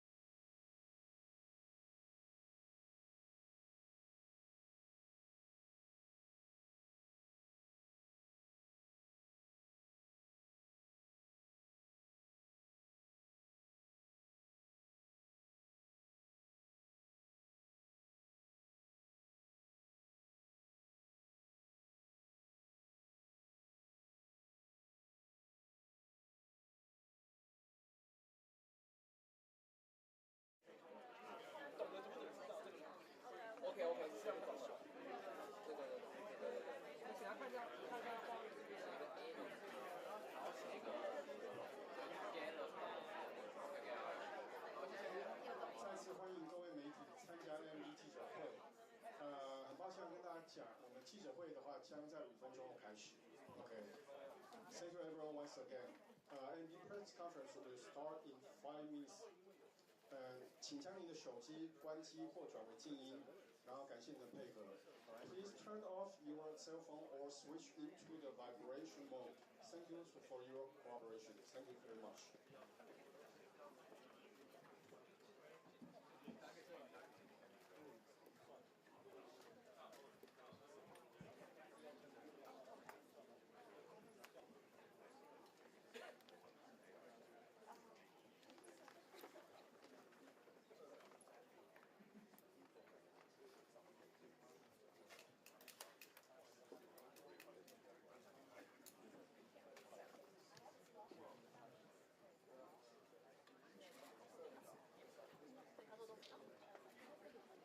我是现场。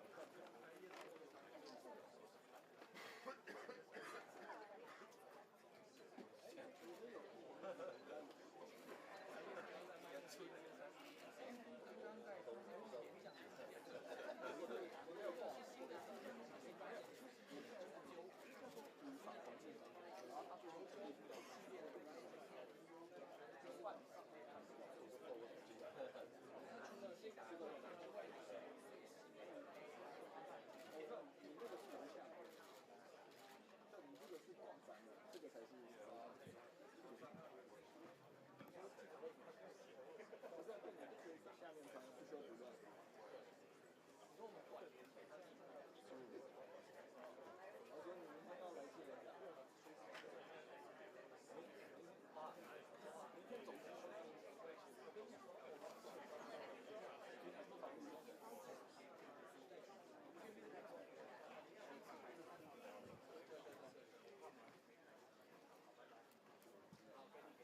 其实两个台湾人应该有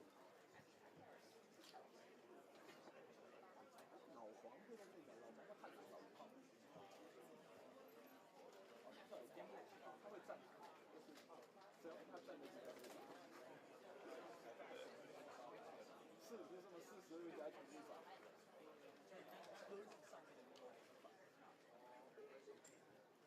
可是说他有那个国际的，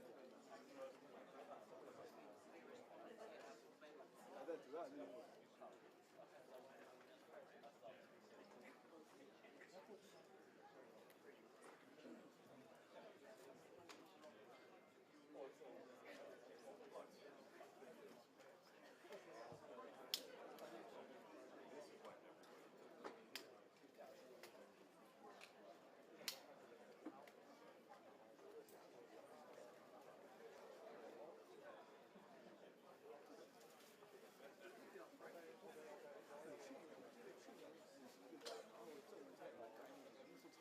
每个人都很安静，还是蔡英文，你是蔡英文还是郑文？妈的，每个都被安静。对，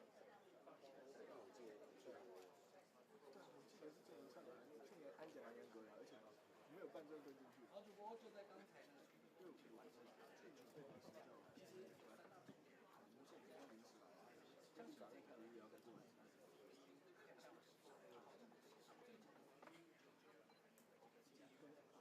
委员会好像只开了2个3个。最后呢是在 MI 系列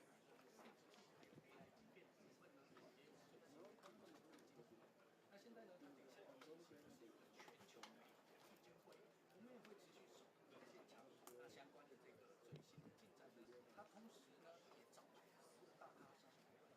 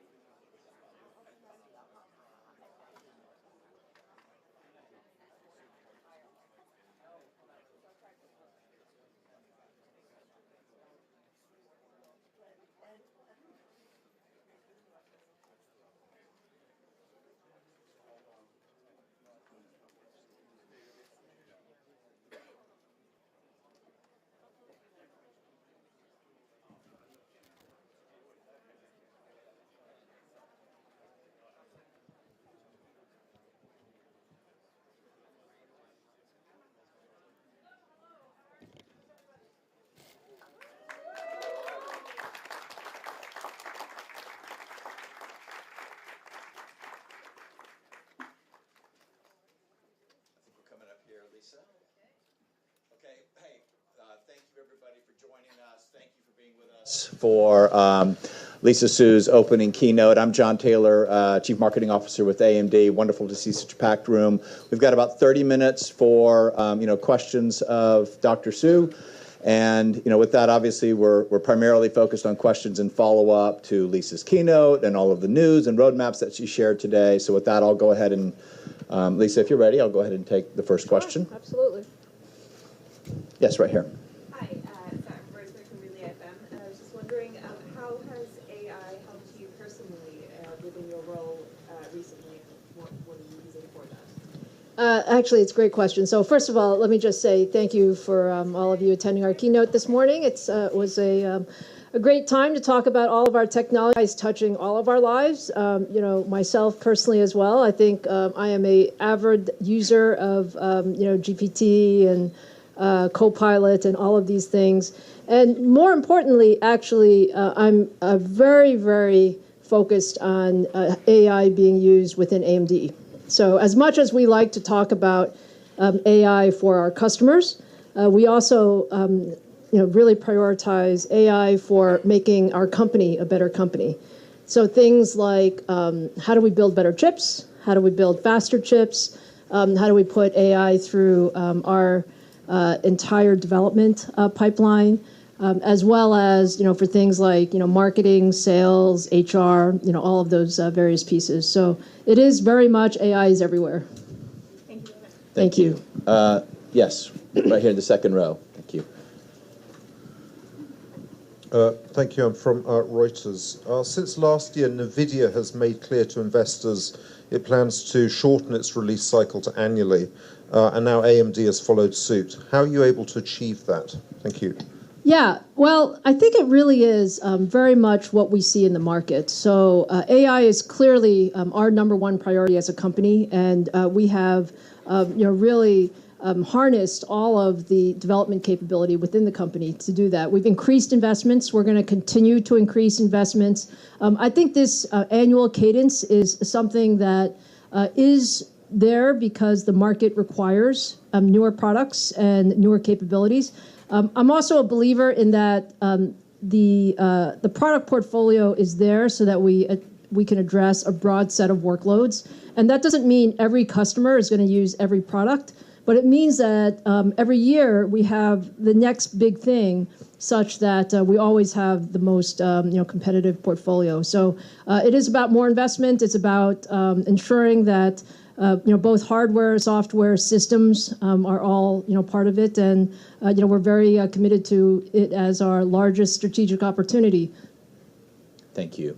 Okay, our next, I think I saw this hand back here. Next. Yeah.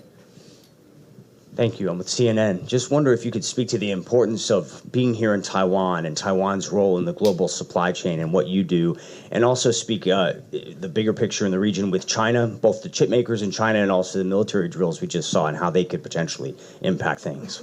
Yeah, I mean, let me take a step back and say that the semiconductor ecosystem is a global ecosystem. So there is, when we think about product development, our product goes through every part of the globe. We do research around the world. Taiwan, in particular, is very, very important to the semiconductor ecosystem. We do a lot of our manufacturing here with key suppliers, like TSMC, like many of our back-end partners. And many of our substrate partners are here as well. And then we also have a number of partners that help us build out the ecosystem here in Taiwan, like our ODM partners, as well as a number of contract manufacturers. So I think the bottom line from our perspective is it's really important to have a global ecosystem, and Computex is a great place where everybody comes together. I think you can feel it a little bit this week. I think it is a special week, and the way I think about the overall global ecosystem, as I said, we are very much a believer in a global semiconductor supply chain, as well as customer chain, as well as partner chain, and that's the way we operate. Thank you. Hi, Mark. I'm sorry. Thank you. Hi, Mark Hockman, PC World. So Strix obviously has a sharp jump in TOPS, but as you pointed out, TOPS costs money. Can you give me a sense for how do you see NPU TOPS scaling relative to CPU, GPU going forward? Yeah, it's a great question, and that's why I was sort of getting with Pavan on stage. Nothing is for free. When you look at, especially in these products that are both from a overall power a standpoint as well as just overall cost standpoint. But I think what we're seeing is AI will truly be everywhere. So our expectation is that the current Copilot Plus PCs and Strix at 50 plus TOPS will start more at the higher end of the stack. But we would expect that you will see AI throughout our entire stack as we go forward. And you're going to see at the top end that we're going to continue to scale the TOPS because we are big believers in the more local TOPS you have, the more capable your AI PCs are going to be.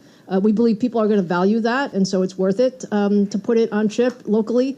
And if you think about it, it helps offload some of the cloud usage. Thank you. Let me come over here. Yes, right here. Yep. It's on. Hi. Last week you said AMD are going to use the 3 nano process technology with gate-all-around architecture-related AI chips. Because Samsung is the only player that use GAA in 3 nano process. Does it mean that AMD are going to choose the Samsung foundry for the new chips? Yeah, I think you're referring to maybe a keynote that I gave in Belgium. Yeah. Was I in Belgium last week? Yes, at IMEC. So what we were talking about is AMD is always going to use the most advanced technology, and we're certainly going to use 3 nanometer. We're certainly going to use 2 nanometer and beyond. We did not say specifically that we're going to use any particular vendor for 3 nanometer or gate all around.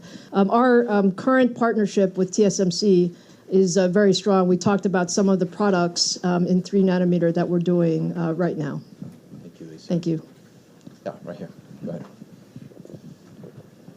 Hi, Christopher Jacobi from CRN Poland. I have a question about sustainability because all we know that AI means more consumption power. And my question is to you as a chip vendor. From your perspective, is it possible to maybe not minimize, but at least optimize amount of power consumption by the devices which use AI-driven chips? Thank you very much. Yeah, absolutely. I mean, energy efficiency is probably as important as performance for everything that we do, and especially for AI chips going forward. So one of the things that we look at is how do we improve the energy efficiency with each generation, going forward. And we had previously said that we would actually improve the energy efficiency by 30 times from 2020 through 2025. We're now on track to exceed that energy efficiency target, and we expect to get to 100x improvement in energy efficiency over the next 4 or 5 years. So the answer to your question is yes, it's possible to be very, very focused on energy efficiency, and we must all do that because power will be one of the largest limiters of computing going forward if we don't focus on that. Thank you. Actually, I think I saw your hand first, please. Yep, right here, second row. Second row, thank you. Hello, Adrian Branco for Friends. There was the CPU, there was the GPU. Now we talk about the NPU. How do you see the scalability of the NPU, one, and what is going to be the next kind of chip? Do you think about neuromorphic or another kind of chip? Well, I think what we try to say is that you need to have the right engine for each workload. So when you had, CPU is very, very good for sort of more traditional workloads. GPU has been great for graphics processing and gaming. And then NPU is really there to help us for AI-specific acceleration. And I think it's very natural that we add all of these new engines. I think as we go forward, we always look at some specific, types of, let's call it new acceleration technologies. I think we will see some of those going forward, and it very much is application-driven. Yeah, go ahead. Second row, thank you. Hi. One of the big ways you upset Intel was continually moving forward with core counts on the client side, kind of upsetting them entirely. But you have topped out pretty much at 16 for a few generations now. Do Do you feel that that's sufficient for maybe the gaming enthusiast desktop PC market, or should we expect to see that increase in the future? Yeah, you're talking about gaming PCs. You know, I think what our strategy has been is we have to continually increase performance, and no question about it. I think for gaming in particular, the gaming sort of software developers have not necessarily used all of the cores from time to time. We'd like them to use more cores, you know that. So there's no physical reason we couldn't do more than 16 cores. I think the key is, and you know that we do that in some of our pro lineup, and the key is just making sure that we are going at a pace that the software guys can utilize it and do utilize it. And just a quick follow-up. With desktop PCs specifically, do you see the need for a more of an efficiency-geared NPU accelerator? Do you see that being added to desktop PCs, or will that in unpower-constrained environments? I think we do see the NPU having impact in desktops. I don't know, Jack, if you want to add anything to that. We added the NPU in the Phoenix, right, for desktop. We do the same thing for Strix. We're constantly evaluating it, so we absolutely see the NPU because it's also power management, even though it's plugged into the wall. So yeah, you'll see future products that will consider adding the NPU to further expand our portfolio. Okay. Yes, right here. The mic's. Yep. Stay right here. Then I'm gonna come check on this side of the room. Varun from Phone Arena from India. I mean, you surprised everybody with the time to market. Now you're saying in July your AI-based PCs will be hitting the market. So, and coming back to the tops, you showed that you are better than the competition. I mean, you're leading the chart. So your thoughts on the competition, including you showed even the rumored Luna Lake from Intel also on your slides, and also beating the Snapdragon X Elite 2. So your thoughts on how you're able to achieve that? Yeah, so our goal is always to be very competitive on all of these fronts. As it relates to AI PCs, this is really our third generation of AI PC capabilities. So the XDNA architecture is something that we have really innovated a lot on top of. And as we go forward, we're going to keep innovating. So I think third gen Ryzen AI is going to be the highest tops in the marketplace. And we do think it'll be very, very powerful to accelerate all of those AI applications. And as the question earlier said, we're going to continue to drive more tops, more capability, and also get it to mainstream price points as well. You're confirming availability by July, right? We are, yes, absolutely. You heard it from our partners today. Yep. Yeah. Let's come up here, first row, please. Right, yes, right here. Hi, from Chips and Cheese. So you guys have been talking about Broadcom on, you didn't mention it in the keynote, but Broadcom on more consumer-focused GPUs. Yeah. What do you think about Broadcom on, say, APUs for wider device accessibility? Yeah, I think the broad comment about ROCm on AMD I think is important. So our focus with ROCm has been first on the data center GPU side, and certainly that's where a lot of the effort is. That's where the highest performance is, and a lot of the ROCm work is around performance tuning. But we want people to be able to use ROCm on all devices, and so we have started to qualify some of the ROCm on Radeon, and I think over time we'll see ROCm on APUs as well. Good. We haven't gotten any questions from this side of the room. Yeah, why don't we come up here to this second row, please? Hi, I'm Gartner. Could you comment on how long Promontory 21, alongside the I/O die used in a Zen 4 lineup, will be supported and utilized in future chips? I'm sorry, I didn't catch the first part. The earlier part. For Promontory 21, the chipset currently used in X670 and I'm assuming X870, how long will that continue to be utilized in future desktop chipsets? I might need somebody to help me with that. Do you know? Here, Jack, hold on. Sorry. By the way, this is Jack Hune. He is the Senior Vice President and General Manager of our computing and graphics business, which is the PC CPUs, PC GPUs, and then the semi-custom business. Oh, sure. No, so we're working very close with ASMedia on the, you said the Promontory chipset, is that the question? So we've, I think we're looking, as long as the end customer demands that chipset, we have no problem sustaining it. Thanks, Jack. Sure, right here. I'm from Australia.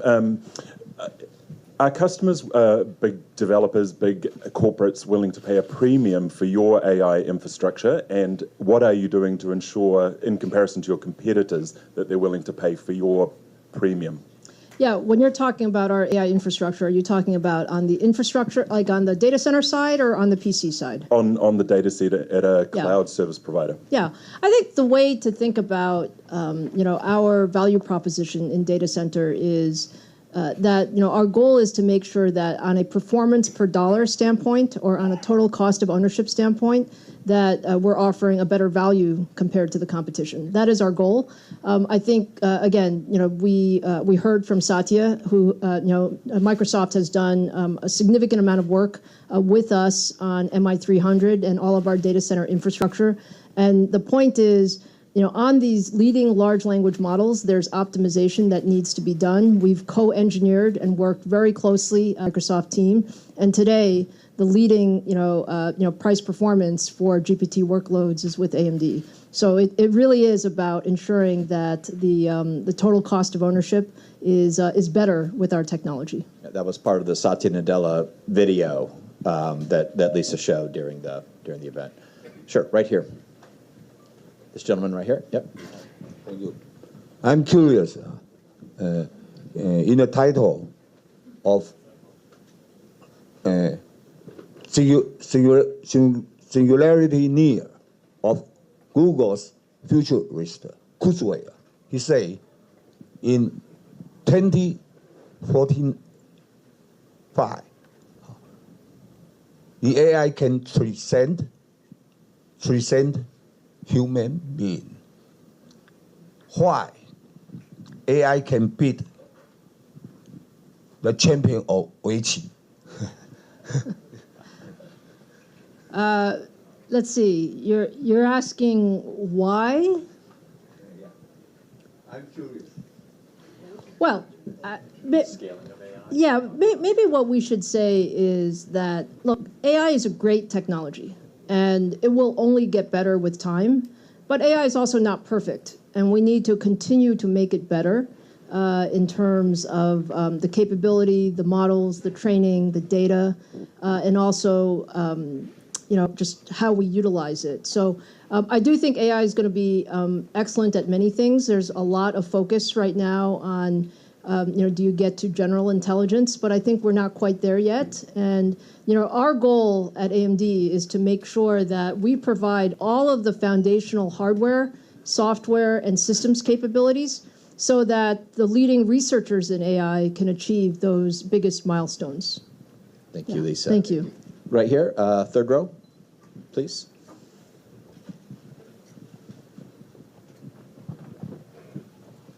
Hello, my name is Terrence. I go by The Poets across social media. And a lot of my viewers really love kind of upgrading their PCs when it makes sense. So I understand with AI having integrated into CPUs and GPUs, obviously from an engineering standpoint, makes a lot of sense. But a lot of times my viewers just want to slot in a card to upgrade their PCs, like a sound card or a network card. Do you see that capability for AI, just to slot in a new AI PCIe card? Yeah, you're talking about in desktop form factor, notebook form factor. Yeah, look, I do think PCIe cards will have a good amount of capability for AI going forward, and that will be one way people upgrade. Maybe if I take a step back for your viewers as we think about it, we should think about AI is going to be everywhere, like everywhere. So in our notebooks, in our desktops, in our enterprise environments, in our cloud environments, and you just need the right kind of AI for each of these form factors. What we're trying to do is to make sure that we have the right engines for each one. So AI PCs, when we talk about notebook PCs, you need a different type of AI engine so that you can still get good battery life, good performance in a small form factor.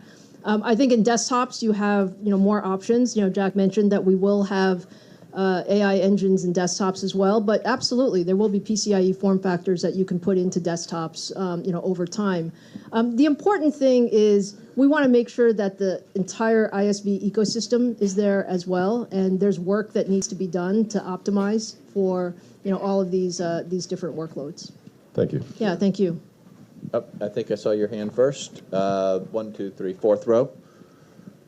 Yep.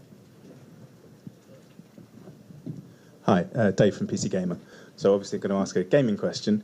We talked about AI in data center and everything. So where do you see AI's role in PC gaming? Is that just going to be on the development side, or are gamers going to see it themselves as well? Yeah, absolutely. As I said earlier, I think you're going to see AI everywhere. And, AI for gaming, certainly in developers, you'll see that. But I also think that as we go forward, game developers will want to use more AI. Not everything has to be rendered. There's some things that you can do with partial AI, and you're going to see more of that going forward in, future development systems. Okay, we're going to the back of the room over here. We haven't heard from the back of the house. He has his hand raised, backpack on. Yep. So we heard about the performance figures of the Ryzen 370, the amazing performance figures, but we didn't hear about the power consumption. Something you can share about it? Yeah. So again, we think that the overall sort of Ryzen 9, the Ryzen HX 370 is going to be excellent in terms of power consumption.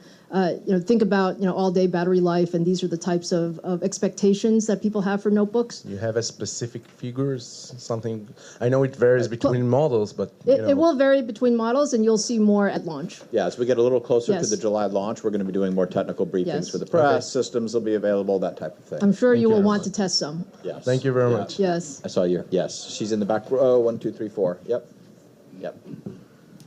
Would you please share more details of the AI research center that AMD is investing in Taiwan? It seems like Tainan and the Kaohsiung government are working on this and hope you can choose their place as the location. Would you please comment on it?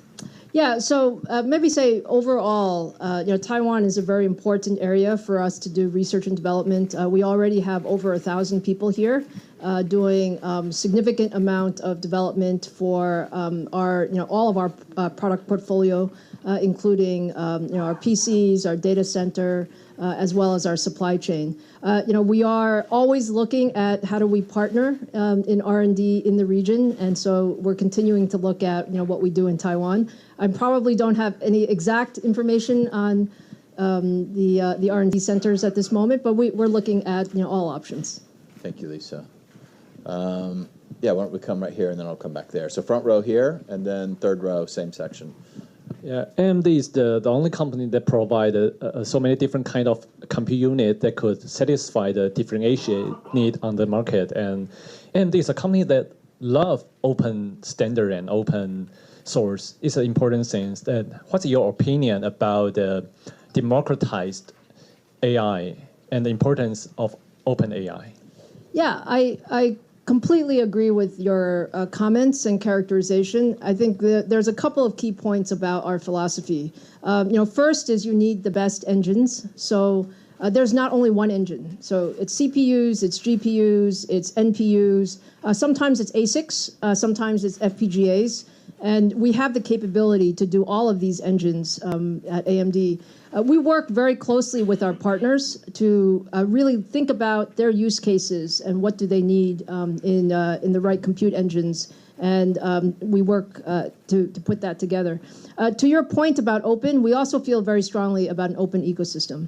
I think our view is that there's no one company who can do everything. Like there's so many different workloads, there's so many different use cases, whether you're talking about PCs or you're talking about edge or you're talking about cloud. All of these things require different things, and an open ecosystem allows everybody to contribute so that you can get the best solution overall. Thank you, Lisa. Yep, we're coming right here. No, yeah, he's right. Yes, thank you. Martin Kölling, Handelsblatt from Germany. You mentioned AI PCs play a very prominent role this year on the Computex. AI programs will run basically on the device. What does it mean for the computer industry altogether, for the development, market development, and what does it mean also for the share in your own business between end users and data centers? Yeah, so I think the way I would say is, again, our belief is that AI is going to be in every product in our portfolio. So it is really critical whether you're talking about data center or you're talking about edge or you're talking about client. I think that's unique about our business in the sense that all aspects of the business require AI. Back to your point about what does it mean from a market standpoint. We've said previously that in the data center, we believe AI accelerators will grow to $400 billion by 2027. It's a huge market opportunity. And we see that the demand for GPUs continues to grow as you think about all of these large training and inference capabilities. That will continue to be sort of a very large focus. When you look at AI PCs, we're very excited about AI PCs because the PC form factor actually hasn't seen such significant change over the last 5+ years. This is probably the biggest change in the PC form factor in certainly in the last decade. And what the AI PC will do is, we believe, really bring sort of new capabilities to the PCs, which will allow us to see the PC market grow over the next few years. So from that standpoint, we're excited about it. We're also excited about the opportunity for PC upgrade cycle to shorten with the AI PC capabilities. And this is really just the beginning. I think this year at Computex, you're going to hear a lot about AI PCs. You're going to see a lot more as we go into the second half of this year and into 2025 as well. Okay, we have time for maybe just one or two more questions. Okay, so I'll come here. I just see your hand first, and then I'll come up here, right here. Yep. Thank you.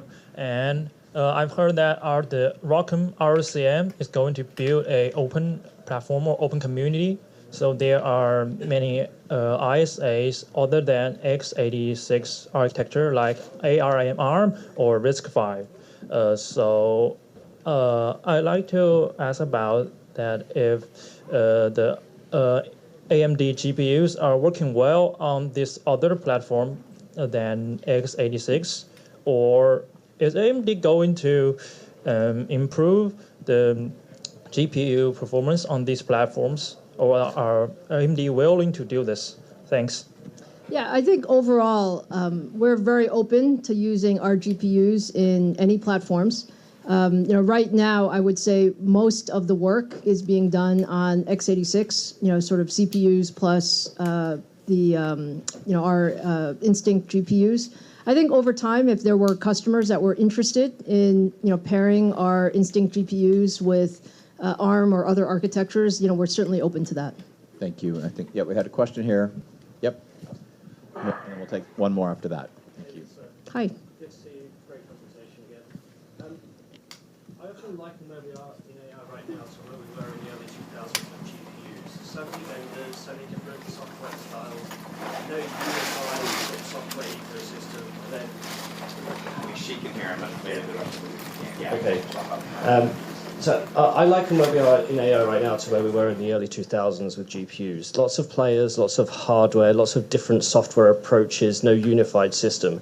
It took a while for DirectX to come along, and now we have Vulkan.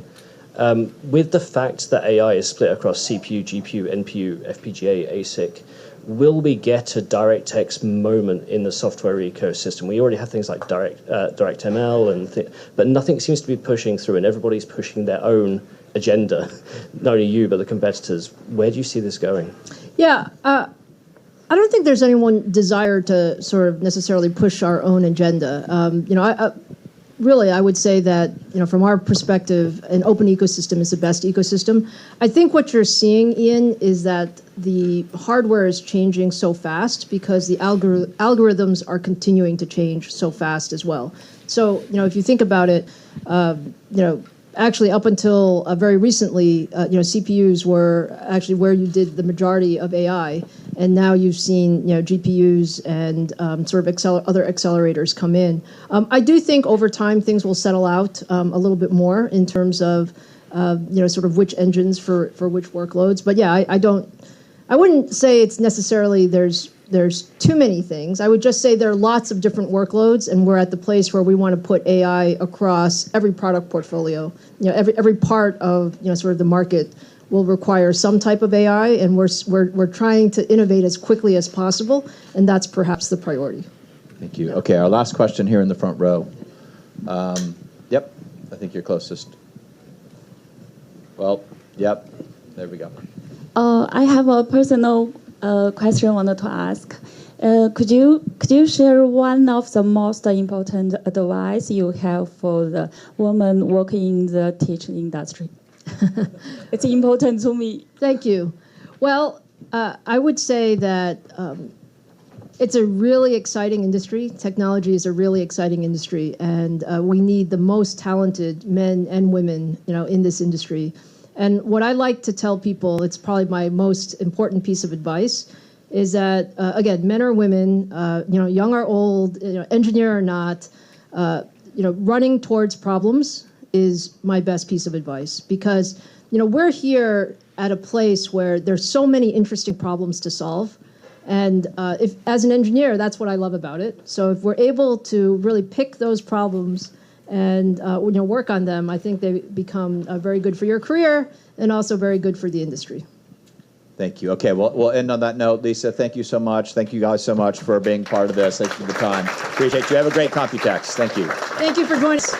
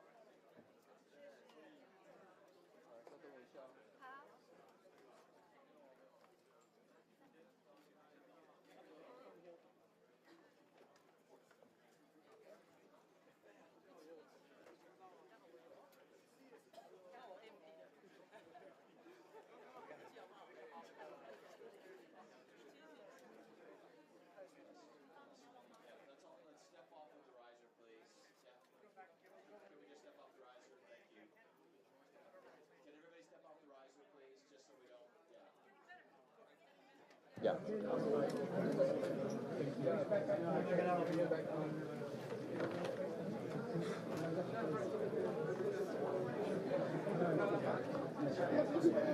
Yep, let's step off the riser. Yep.